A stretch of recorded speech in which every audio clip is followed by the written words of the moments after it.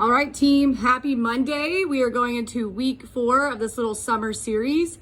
You'll see that we've got four sets of 7 back squats or the 3 sets of 7 and 7 front rack step ups. Everyone should kind of be jamming with this and know what's going on. Make sure if you are getting new people in that you're kind of explaining that this is a progression, that we've continued, and explaining that there is a choice. If they are super new, maybe have them try the step up, see how they move, and then encourage them they could try the back squats next time or something like that. The reps have increased on the back squats, and remember this is an average score, so the goal is not for them to do 135, 155, 175, 205 or something like that, but to have nice dense sets, maybe 70-75% if they've been following that progression.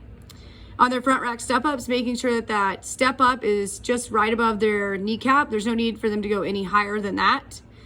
If people had to start out lower, let's say somebody really couldn't even do it above their kneecap and they were at a 16-inch box or something like that, but they're looking better, encourage them to try to go up to the height that we're actually wanting.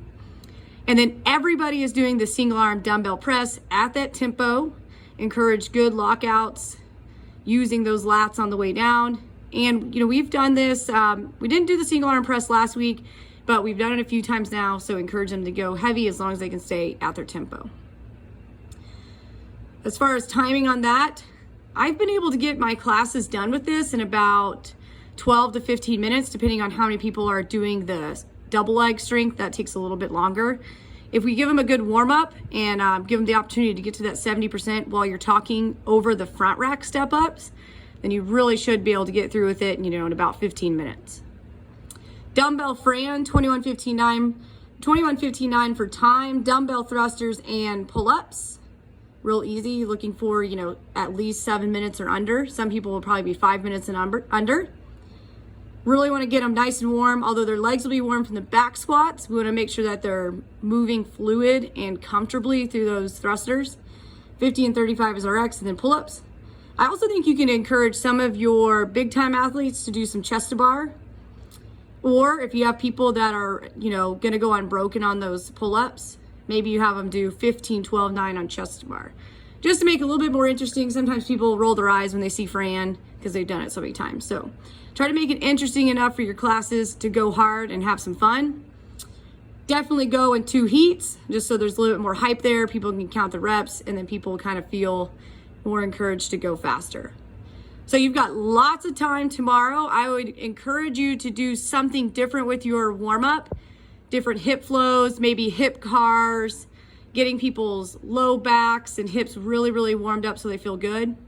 You could even do a little bit of some overhead carry stuff, warming up for that single arm dumbbell press and the Fran. And then depending on who's in class, I would also encourage you to maybe do some pull-up skill work in the beginning, just to make sure everybody feels good about their pull-ups and knows which option is going to be best for them. So overall, you got about 15 minutes to get through part A on the strength, and then really about 15, maybe a little bit longer to get through 2 heats of Fran. So then you've got 30 minutes for transition time, and then also warm up.